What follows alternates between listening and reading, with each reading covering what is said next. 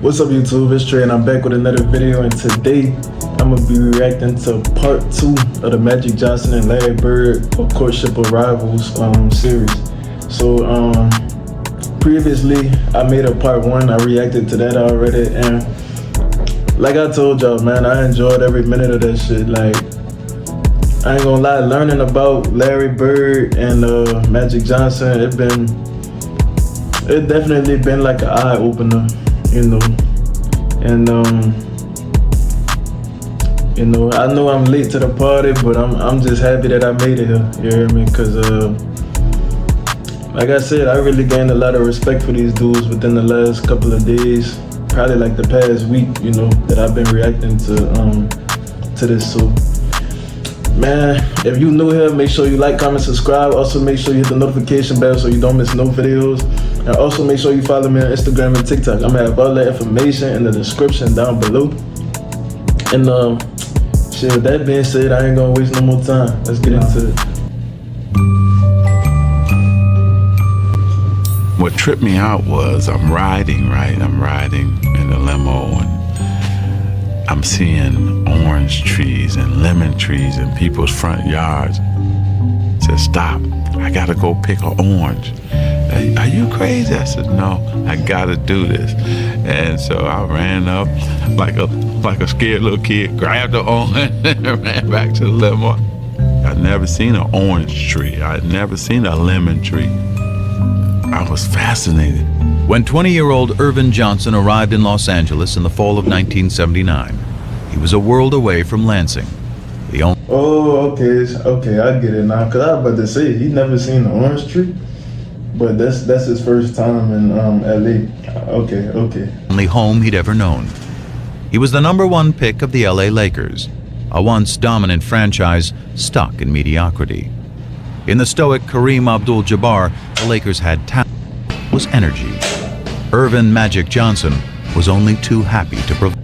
I'm tripping now, this shit just skipped. In the stoic Kareem Abdul-Jabbar, the Lakers had talent, was energy. Okay. Irvin Magic Johnson was only too happy to provide it.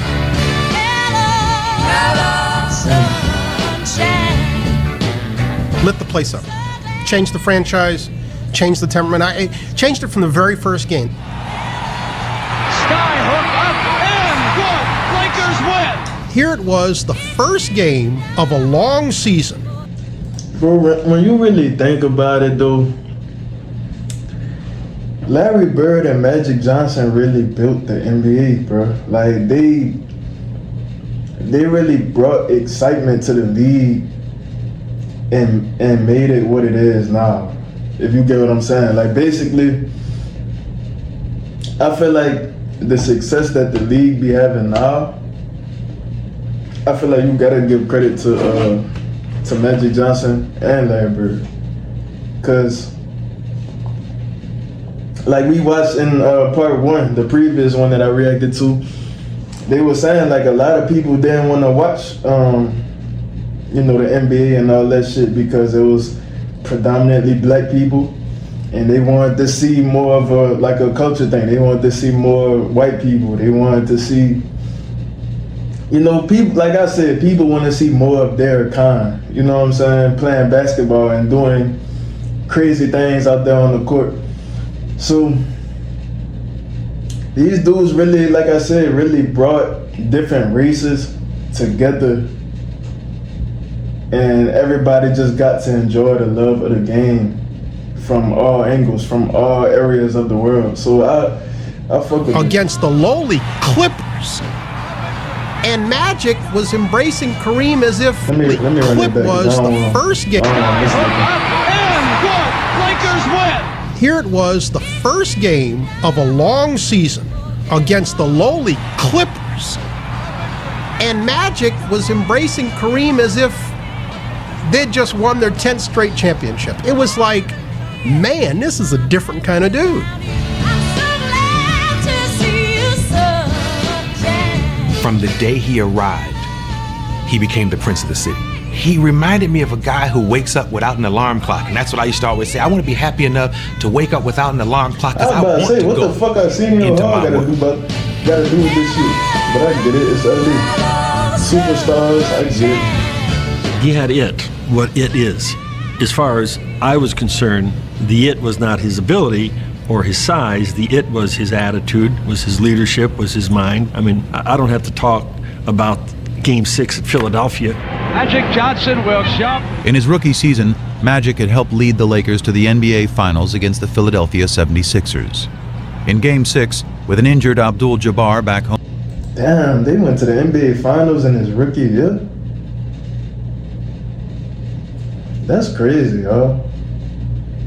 Nah, that's really a big deal. Like, that's not no small-ass accomplishment. Did they win? Home in LA, Magic played all 5 positions, scored 42 points, grabbed 15 rebounds, and dished out 7 assists, leading the Lakers to the championship. In just 4 years, So Magic won a championship his rookie year. That's fucking crazy, bro. You know how hard that shit is to do? Like, that ain't no small ass accomplishment. That ain't no his fucking rookie year.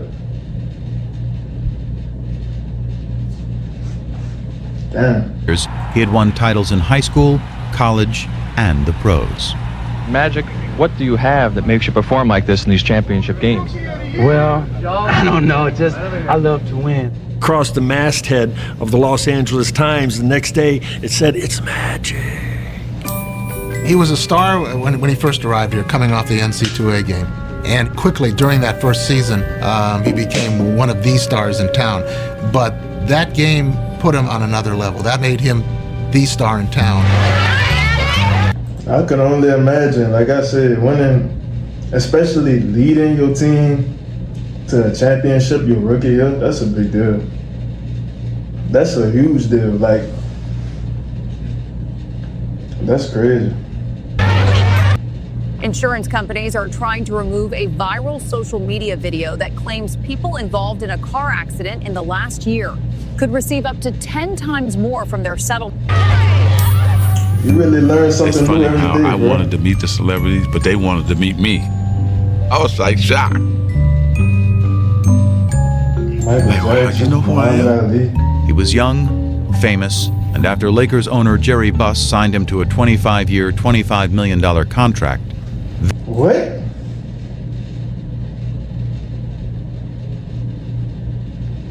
$25 million contract. That's crazy. So $1 million per year, basically. Lakers owner Jerry Buss signed him to a 25-year, $25 million contract. Very rich. The kid from Lansing was ready to sample a different kind of fruit. His playboy boss knew all the ripest trees. I said, oh, I'm hanging with him. When they were coming into the box and he had 10, 20 of them, and look, Irvin, which one you want? And I was like, oh, okay, it's like that? And then he said, I'm gonna take you to the Playboy Mansion. What? The mansion? Okay, that kind of explains his situation now. I already know. I kind of got an idea about what it's about to go, and I'm not even trying to make a joke about this shit. I'm dead serious. Like, that explains, his situation a lot. No, you kidding? I said, yep. So I went there, and my first time, I'm backing up like, I can't believe I'm in, but I'm backing up away. It's like, I'm scared to death. Probably 10 guys to 100 women, Everybody think it's sex driven, but it's really not. You have dinner, then you watch the latest movie. And then, of course, I don't want to ever say that sex wasn't involved, because if you meet somebody, that's what you wanted to do. You did that, but it's really a great experience to go up there. So Magic was freaky as hell. Let's just keep it honest. Like, we all grown, you know what I'm saying, and nobody perfect. Magic was just, a young athlete, successful, and just freaky as hell. You hear me? He just wanted, that's what he wanted to do. it's really a great experience to go up there. So yeah, I had fun there. He came to LA like the Pied Piper. You know, people were giving him this and giving him that, but you know, he stayed pretty grounded to the game. Everybody was getting high then, but you can't even smoke a joint around Magic. He had real old school, down in the trenches work ethic, and that was honed in him by his dad, Irvin Johnson Sr. Magic was always this guy. You know, he never did none of that, so I did everything for him. Magic Johnson. He never did none of that, so I did. I ain't gonna lie. I seen it hard. Looked like he used to do a little bit of everything back there. Well, back then, I'm sorry. So I could believe it. I could definitely did everything for him. Magic Johnson was living on a natural high. He was starring in the role of a lifetime, point guard of a Hollywood team with an offense called Showtime. He even had the alter ego perfect for the production. I mean, Magic was his stage name. Even he would laugh about it. Well, he always says there's two people. There's Irvin Johnson and from East Lansing, and there's Magic Johnson from Hollywood. Irvin Johnson is another guy. You know, here's Magic over here and here's Irvin over here. Irvin is this fun-loving guy.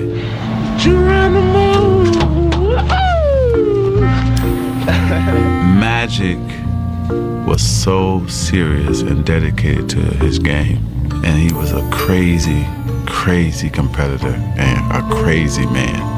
Irvin, I think, is the smiling kid from Lansing. I think Irvin died about 25 minutes after the NCAA championship game. Irvin doesn't have the ego that Magic has. Magic got a crazy ego, and winning is everything. And Irvin wanted to, along with Magic, conquer LA. After having led the Lakers to 2 NBA titles in their first 4 years in town, Magic and Irvin were well on their way. Wait. So he won two championships within the span of his first 4 years. How many championships do Magic Johnson have? If y'all know, answer that for me in the comments, please. I really want to know. Cause winning a championship your rookie year is already crazy to me. But within the span of his first 4 years, he won 2. That's fucking crazy, bro. That's crazy. I think Magic wanted to be friends with Larry Bird. He wanted. Run that back. I think Magic wanted to be friends with Larry Bird. He wanted to be friends with him on the World Invitational Tournament, and Larry just wasn't very receptive. I think he wanted to be friends with him during the Final Four. Larry wouldn't even go over and shake his hand. So now Magic's saying, well, what's with this guy? Everybody loves me. How come you don't love me? And then they get to their rookie year, the first time they play each other, well, they have a very hard foul. And they have to be separated a little bit. And Magic's like, all right, well, the heck with this guy. You don't like me? Fine. All right, good. I don't like you either. You know, he's a very competitive player, and I'm a very competitive player, and we go head to head, and we go for blood almost. The vibe was nasty. It was ugly. It was we didn't like each other. But I like that though. I like the way when it comes down to these two, I like the way that Larry Bird carried himself a little more. Like, not with all the like Hollywood fame, seen with the celebrity shit. Like, he just wanna hoop. Like, he just there to play basketball. He not trying to be your friend. I fuck with that. Like, that's the way I look at it. Like, I hate when players go to the league and they forget that, you know, they're a athlete. Like, they kind of start moving like a celebrity, like a superstar and shit. Like I said, I used to have NBA dreams when I was younger, and I always said, like, man, I go to the league, like, I don't want none of that shit. I just want to hoop. I just want to play basketball. So, like, I guess that's why I kind of, like, lean towards Larry Bird more, because I love that. I love somebody that's all about the game. All that other shit, just a distraction. I'm the one that did all that.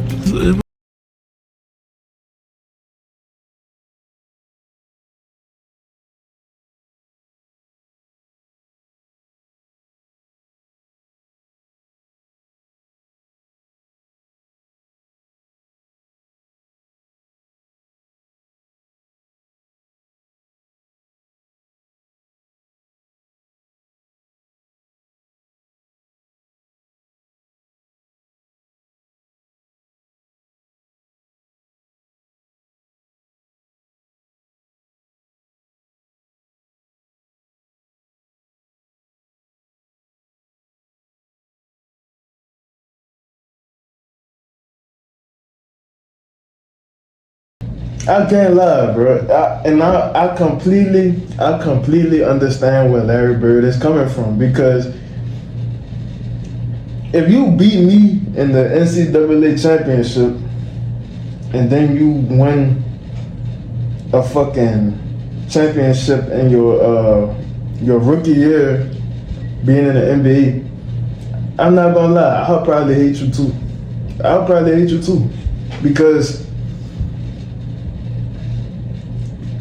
you, first of all, you beat me in the NCAA championship, and then like you just go to the league and then you just excel, like, and I look at you as my competition, like my number one fucking like rival. You know what I'm saying? Like I probably would hate you too. I'm not gonna lie. I watched that game and I couldn't believe it. I always wanted to play at that level.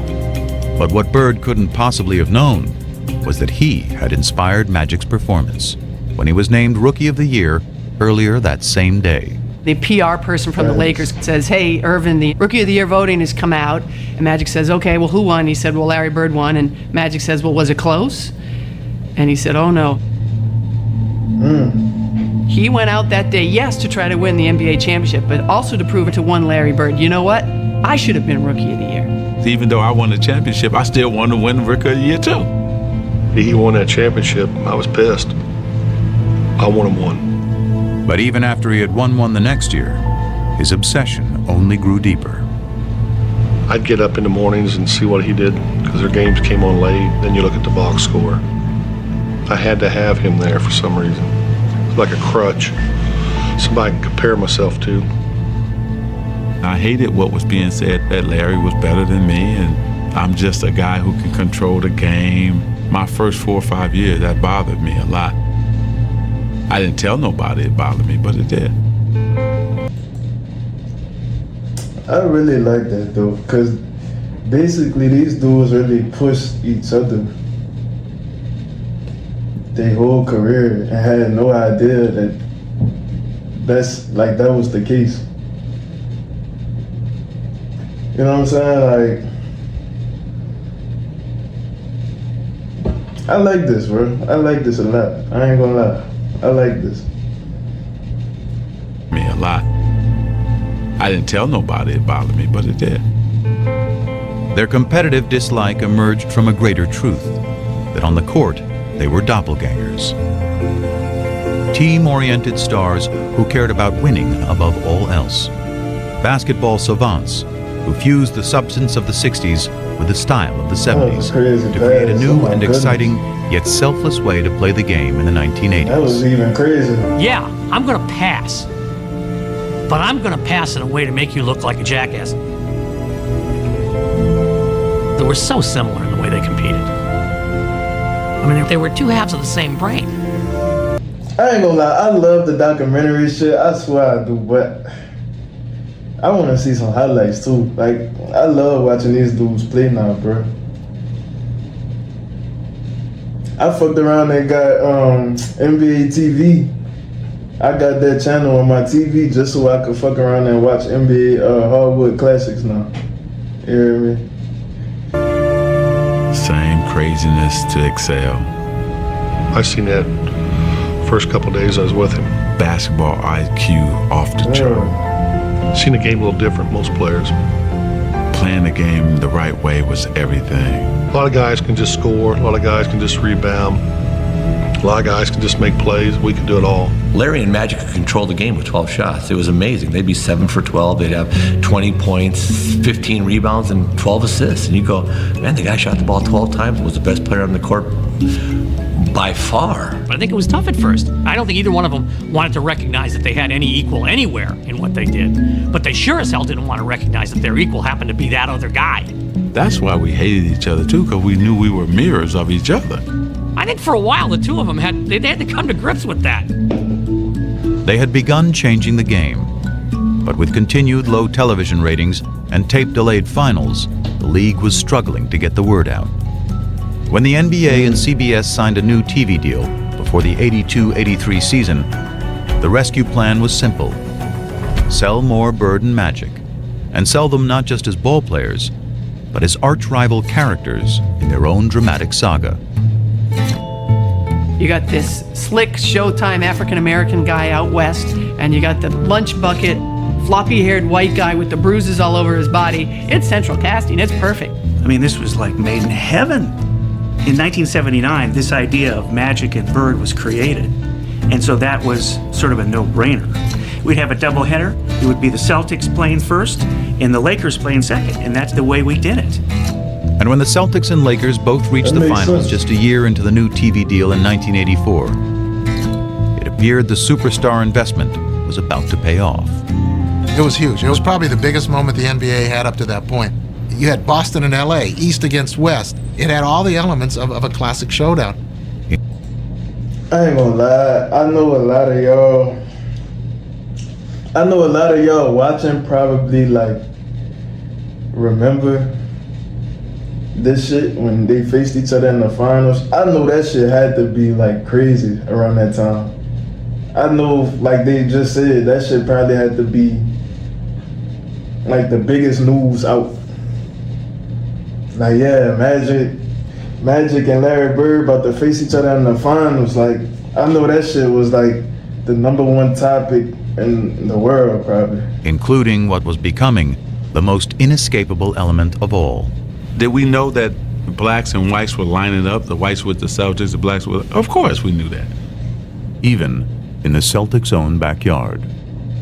They land at Logan Airport at the '84 finals. He's getting accosted by various people who are telling him Larry's going to take him down.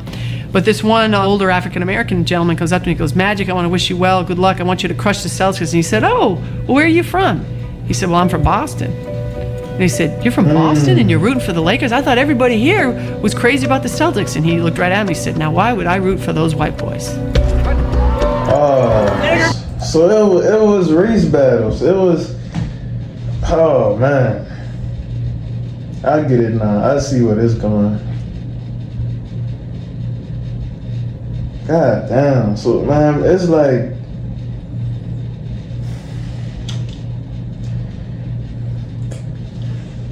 it's like black folks and white folks both, like, it's like they bringing racism to the game. Like, and I don't know, I'm kind of lost for words, because that's crazy. That's crazy. So,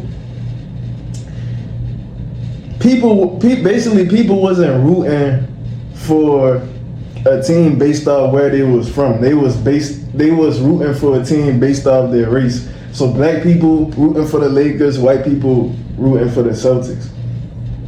That's crazy, bro. You got a black person from Boston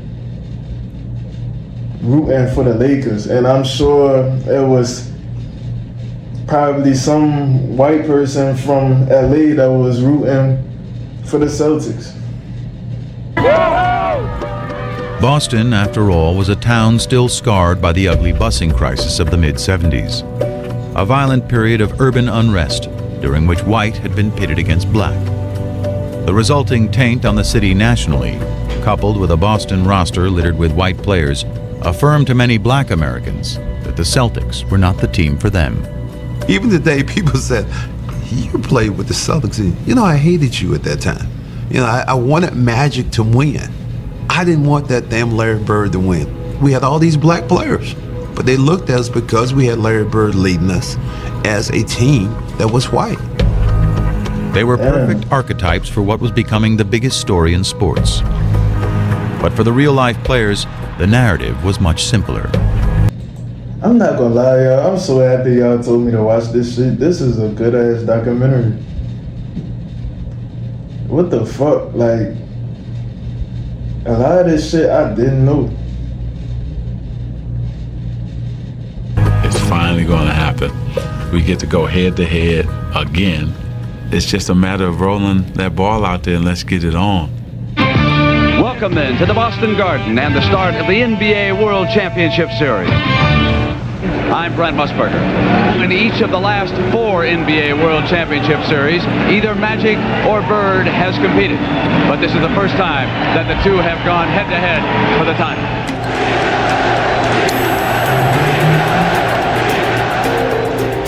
Man, we jumped out on them that first game, and we won in Boston.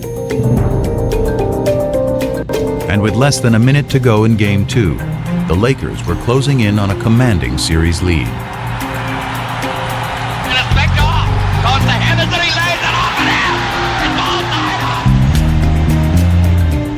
From that point on, things began to crumble. Down to 9 seconds. Magic holding the ball. Magic trying to work on Maxwell. Magic has still got it down to 2 seconds. 1 second. He's going to have to shoot it. He doesn't get it off. He doesn't get it off. Cheesy Johnson dribbling the timeout. Come on, what are you doing? The Lakers regained their stride in Game 3. 2-1. Only to be rudely knocked off it again in Game 4. I seen this. And the Celtics, and now Excuse my grandma, I saw this. When Kurt Rambis got taken out, we started fighting instead of playing. Kareem swings the elbow, and now is yelling at Larry Bird. Jaw to jaw. And it made us realize we were not mentally tougher than the Celtics. I ain't gonna lie, I know the ratings was crazy back then. And I don't, like I said, I know y'all was complaining about me pausing it while they talking, but I'm sorry, bro. I got to, because, like, I'm just thinking in my head, like, what that shit was like back then. Like, to be able to watch all this shit, like, live.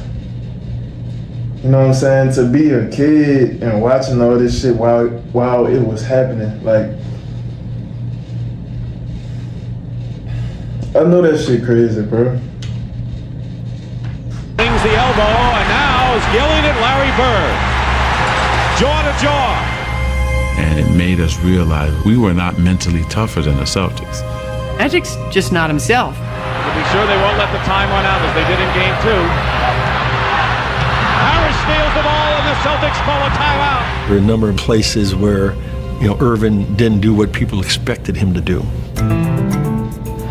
Tied at 123. He misses the first. I think I've seen this too. He missed both. Johnson misses them both. Celtics want a timeout. Despondent Magic Johnson goes to the bench. Bird turnaround hits.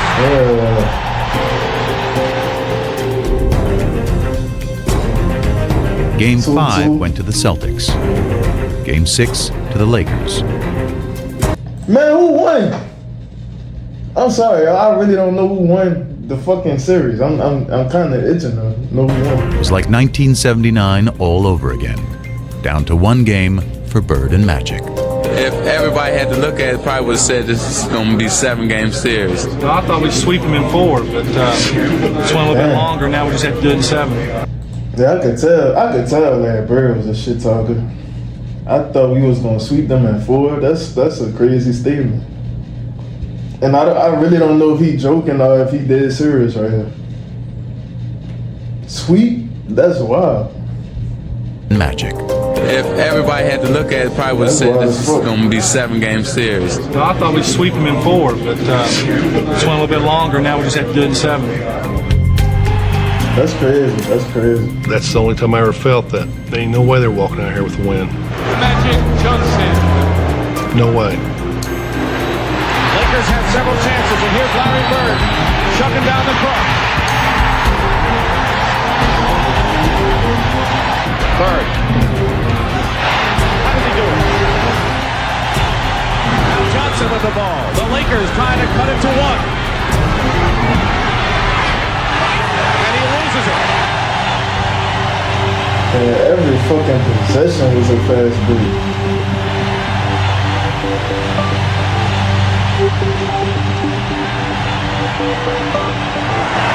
The Boston Celtics are the NBA World Champions. Okay, the Celtics won. So now they was even.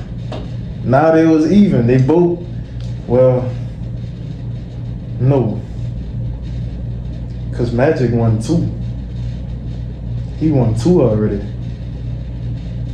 And I'm assuming this was Larry Bird's first championship. So it still was 2-1. But still, he beat Magic. That's all that matters.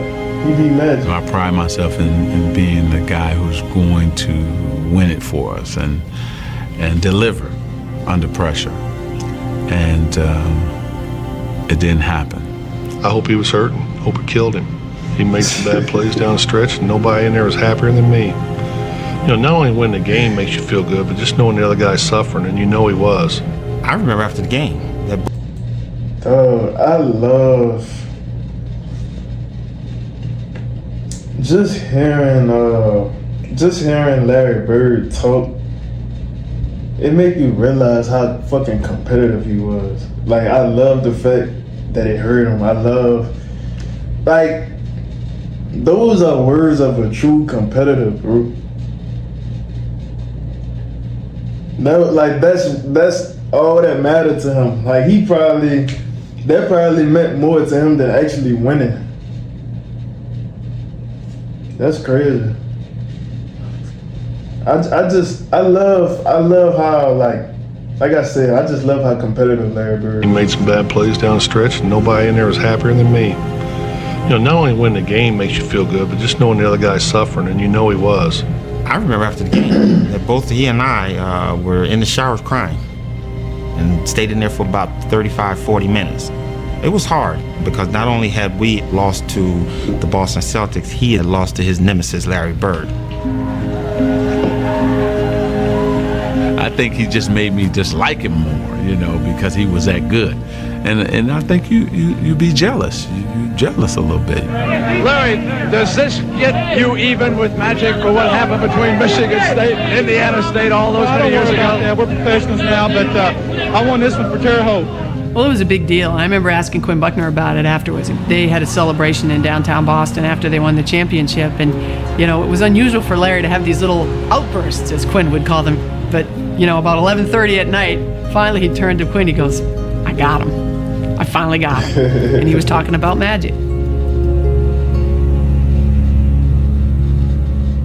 The league was rejoicing too.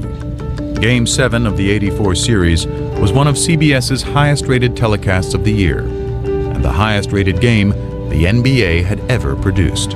All of a sudden, whether it was at CBS or Madison Avenue, sports writers around the country became phenomena. What is happening here? The absolute foundation in this resurgence was the Celtics and the Lakers, look at that touch pass, Larry bro. Bird and Magic Johnson. But Magic was in no mood to bask in the accomplishment. I took a media beating. Tragic Magic. This is why we say Larry Bird is better. It's probably the first time ever in my life I was depressed. Damn, they called him Tragic Johnson. That's wild. Tragic Johnson.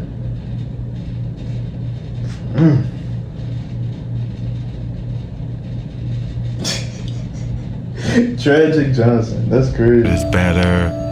It's probably the first time ever in my life I was depressed. And I didn't want people to see me. It was something I never dealt with in my life.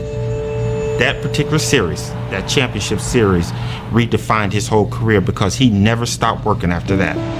Magic was on a mission to prove to himself and the world that with the ball in his hands, he was still the one in control. And after his Lakers ran through the '85 season, he quickly got what he wanted. Another shot at Bird and the Celtics. They won the East, we won the West. So it's like everybody just get ready, sit back, and let's enjoy it. But that smile belied the intensity of the clash that awaited. If I had a glass of water and any of those guys had been on fire, I would have drank the water and watched them. They called us, chokers and sissies. We didn't like that, and they thought less of us. I knew they did. In '85, we played them 4 times in exhibition season for some reason. I don't know why they scheduled that. By the 4th game, there was an all-out brawl. They call this one of the greatest rivalries in all of sport, the Celtics and the Lakers. And if that is true, it is the most one-sided rivalry in all of sport. 8 times these two have met for the NBA championship, and 8 times the Celtics have won. At guard in his 6th year from Michigan State at number 32, Magic Johnson. But in the '85 finals, Magic changed the script. Over 6 grueling games, he masterfully controlled the pace with all-around brilliance. He has a triple-double again. Behind their point guard, the Lakers finally knocked out the Celtics, winning the clinching game in the Boston Garden. 3 in 6 years, LA comes to Boston and wins the world title. 3 championships in 6 years. That's crazy. Redemption for one Magic Johnson. It's a long year last year to wait for this moment right now. Magic had evened the score with Bird on the NBA floor. But the significance of their rivalry and their relationship was still just taking hold. I say, I'm sure it only grew more. You crazy. I said, you crazy. I'm not shooting no commercial with Larry. So I said, okay, what, we're gonna shoot it in LA? I would never went to LA to film it. Well, where are we gonna shoot it?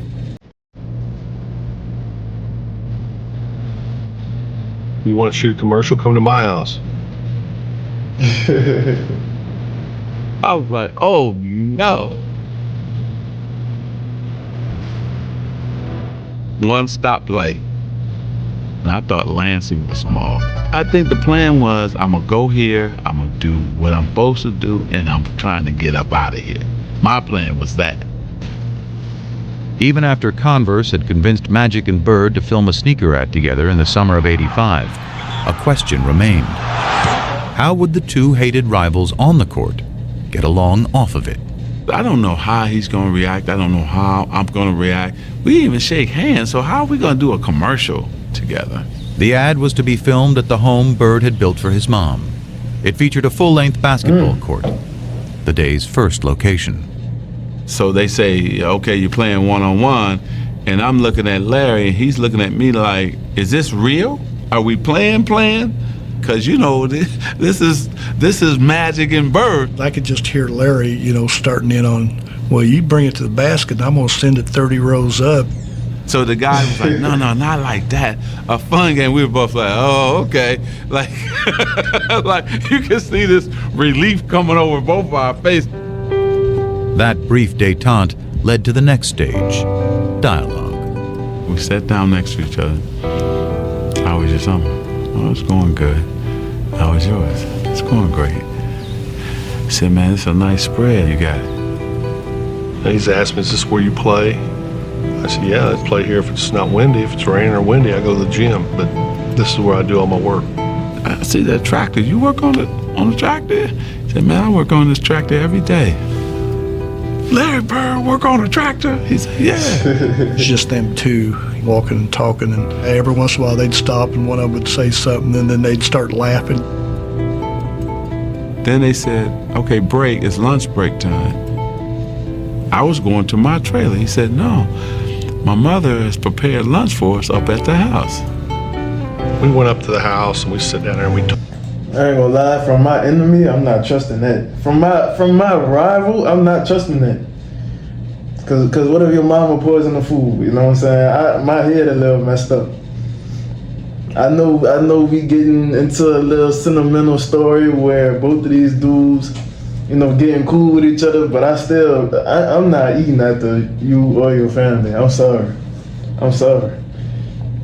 Hell. Talked, and my mom, my brothers thought the world of him. His mother was preparing lunch for us up at the house. I don't want to miss We went up to the house and we sit down there and we talked, and my mom, my brothers thought the world of him. His mother was so nice, making sure I had enough to eat. I just saw my mother. It was crazy. He charmed her. You can see it. But that's magic. He makes everybody feel welcome and warm, and he's a con man. And while magic charmed Georgia Bird, it was someone else who intrigued her son. He met Irvin at lunch. Irvin is a good dude. I like Irvin a lot better than Magic. I was just so happy to finally be Irvin with him, because Magic was like, I don't know if I want to get to know this guy. But Irvin got a chance to talk about family, how he grew up. We just became two relaxed guys, just talking. That day was great. It was a great day. Beautiful day. Still, for Bird, ever the competitor, that's all it was. Just one day. Magic thinks the next year, okay, well, now we're great friends, so, after the game, we're going to go out, we're going to have a beer. And Larry's like, no, you're right. I know you better. You're a good guy, but I still don't want anything to do with you. He's a happy-go-lucky guy. If me and him got to be really good friends, go out on the court, he could still play the same game. I couldn't. I mean, that's just the way it is. But when the Dog, I love Larry Bird way of thinking, bro. I know I keep saying that shit, but I really do. I really do, bro. Yeah, we connected off the court, cool, but when we back on the court, ain't nothing about to change. I fuck with that. I fuck with game, that. I couldn't. I mean, that's just the way it is. But when the ad hit the airwaves, for others, the perception changed. I saw those limousines going through the cornfields, and I said, no, they didn't sell themselves out. I heard Converse made a pair of Bird shoes for last year's MVP. Yep. But they made a pair of Magic shoes for this year's MVP. Okay, Magic, show me what you got. Well, this is really a business thing. The Bird shoe, the Magic shoe. And maybe that's where the business thing started to get bigger and began to trump who they both really were. It polarized the whole idea of... I'm not gonna lie though, y'all. That's some good branding right there. You get two rivals and then you make a shoe for one of them, for both of them each, and then you have fans pick a side by purchasing whichever shoe, the Bird shoe or the Magic shoe. I think that's good fucking. Hey, that's some very good branding. I'm not gonna lie. Did any of y'all try to get the shoes back then? Did any of y'all try to get those Converse back then? And if so, which ones y'all got, man? Let me Lunch know. Bucket versus Hollywood. White versus Blinded. Trump who they both really were. It polarized the whole idea of Lunch Bucket versus Hollywood. White versus black. Just cemented all the differences between them. Kids weren't wearing black gym shoes because they didn't want to be associated with the Larry Bird camp. You wore your white Converse. The basketball rivals had morphed into cultural warriors, and race, more than ever, had become an unavoidable part of the conversation. Yo! But nothing about Bird and Magic had ever been as simple as black and white. One of the big reasons this rivalry became so emblematic of so many things is because it was an easy dichotomy for people to understand. But it's crazy to simplify it as saying white people like Bird and black people like Magic because 13% of the country is black. But it wasn't like 87% of basketball fans preferred the Celtics. Who's your favorite basketball player? Magic Johnson. Who's your favorite movie star? Eddie Murphy. Pina, all you ever talk about is nigga this and nigga that. And all your favorite people are so-called niggas. It's different. Magic, Eddie, Prince are not niggas. I mean, they're not black. I mean, Let me explain myself. Has the N-word ever been used by a white person to describe Irvin? I doubt it. But as Magic enjoyed his image as a crossover star, it was Bird, the one-time great white hope, who had further emerged as the polarizing racial figure, due in part to that era's increasingly conservative political climate. The rolling back institutionally of the achievements of the civil rights movement were going on apace from about 1975 on. But the triumph of the movement that rolled it back took place in the 1980s. And I think there was people who were very aware in the black community of what was going on. And I think there was a lot of sublimated frustration. And I think one of the ways it got sublimated was into basketball. And I think Larry, through no fault of his own, was the receptacle within which the lingering resentments somehow floated. And after Bird led the Celtics to the championship in 1986, his third in the pros, winning his third straight MVP award in the process, the resentment grew. I always felt that the press was biased in favor of Larry Bird. It always felt to me like they were gonna make Larry the hero. You know, you'd see somebody score and Larry would be in a cast in a suit on the bench and they'd say, Larry Bird made that possible a couple weeks ago when he told that guy he could do it, and he just did it. And they gonna get his motherfucker the assist and he not in the game? Not to be racist, but we have a white guy who's the best in the world. It's predominantly a black sport now, and you got a guy like Larry Bird who can't run, who can't jump, but can do everything out there. That don't mean nothing to me. It don't mean anything to me. It never has. I don't know why. I mean, am I doing something wrong here? I ain't gonna lie. I'm not. Larry Bird is just a humble guy. You hear me? He's just a chill, humble guy. And is it crazy? Cause like, of course, as y'all can see, I'm black, but I kind of like gravitate towards Larry Bird a little more. Like I like his game like a lot more than I like Magic's game. Bird may have sought to avoid the conversation entirely, but the more he won. All that race shit don't matter to me. I'm about what you do on the court, you know? The less may have sought to. I mean, how you carry yourself. I like the way Larry Bird carry himself. Bird may have sought to avoid the conversation entirely, but the more he won, the less he could escape it. Now there's a steal by Bird. Underneath the DJ, lays it in. What a play by Bird. In 1987, after Boston beat the Detroit Pistons to advance to the finals for the fourth straight year, Pistons rookie Dennis Rodman called Bird overrated because he was white. His teammate, I'm not gonna lie, y'all. I do gotta end it in a few because we getting close to that, you know, that time. Just letting y'all know heads Isaiah up. Thomas, then chimed in with some thoughts of his own. I think Larry is a very, very good basketball player. I think he's an exceptional talent. But I'd have to agree with Rodman. If he was black, he'd be just another good guy. I remember seeing this. Not to keep pausing it, y'all, but I remember seeing this, and it was just like a Magic. I think it was I forgot. It was some documentary I watched like when I was a kid.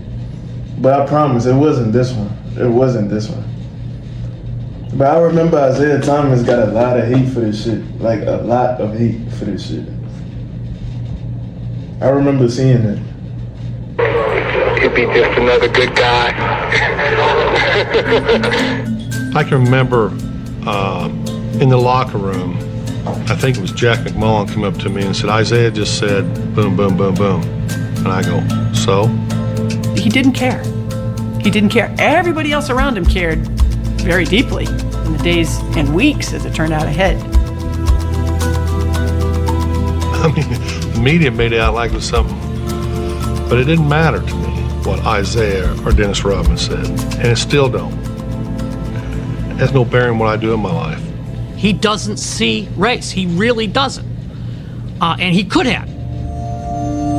This guy grew up poor, white, in southern Indiana. Southern Indiana, the home, by the way, of the modern Ku Klux Klan. How he managed not to be affected by the cultural milieu that he grew up in is, I think, a miracle. To me, it's inexplicable. When I was in about 6th or 7th grade, I couldn't wait till school to be over because I knew over on the courts, the waiters from the hotel would be over there. They were black, older, and they let me play. You know, I always looked at that as I got an opportunity to play against a black man, and they treated me good. I couldn't wait to play against the best, and at that time, they were the best. And in 1987, as Bird vied with Magic to be the best, the flap over Isaiah Thomas's racially fueled remarks forced Bird to address his least favorite topic at the worst possible time. I had to go to a press conference when I was in LA trying to get ready to play the Lakers and tell people I didn't care, this don't bother me. The main thing is if the statements or whatever was said doesn't bother me, I don't think it should bother any of us. From playing all year trying to get back to the finals and play against Magic, this was a distraction. Bird was facing off against Magic for the 3rd time in 4 years. And if their relationship... I'm not about to end it right here. I just gotta see this shit before I do end it though. Cause I refuse to end it right here. I refuse to. I'm just letting y'all know. If it softened, the determination to beat each other had not. As Game 4 proved, the level of competition between them was higher than ever. Bird played awesome down the stretch of that game. Trailing 2-1 in the series, the Celtics were down by 1 point in the final minute of the game. But Larry Bird wouldn't be easily vanquished. Open his aim. Bird goes for 3.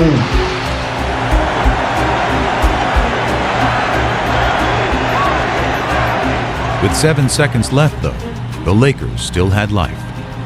3 years earlier in the '84 finals, Magic had flubbed a similar situation. But this was a different Magic, one with a whole new bag of tricks. My man switched to Kareem, and Kevin McHale jumped out to me. As soon as I saw Kevin, I said, oh, I'm taking him. You know, Magic puts it on the floor, a couple head and shoulder fakes, and he raised up in the air. And there was nobody that was going to get that shot. Scores with 2.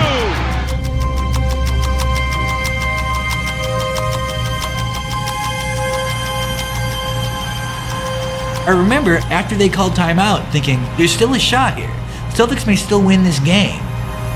Well, they set up a great play. Bird walked Worthy all the way up, forced the denial all the way up. We've done it before. Clear everybody out, go to the ball, and break to the corner. He caught it here, and as he caught it, all he had to do was turn. And just turn, and he just let this thing go. Man, then you hit the shot. Got a wide open look, couldn't believe it. And I'm standing right there, it is straight as an arrow. Dead on. Oh, The Lakers have won. God damn. I thought he hit the shot. Because it was right on line. He looked at me like, how did you ever leave me that wide open? You gotta be kidding me. Damn. Changed the whole series. The Lakers won the series in 6. And in the aftermath of a year in which Magic had won his first MVP, the rivalry suddenly took on a new tone. Magic's just a great basketball player. He's the best I've ever seen, you know. Unbelievable. I don't know what to say. I was shocked that he said it because I thought to myself, maybe this is the beginning of a new era that's not going to include him. It was the passing of the torch a little bit. After vanquishing... I gotta end it here, y'all. I gotta end it here, man. Nah, but like I tell y'all, man, I've been enjoying like learning more and more about these dudes. These dudes really had a lot of intense battles within their careers, like against each other, and I love that, bro. I love that shit, like, and like I said, man, I feel like they really built the league into like what it is today, as far as like the success of the league. Like these dudes had the first like highest ranking,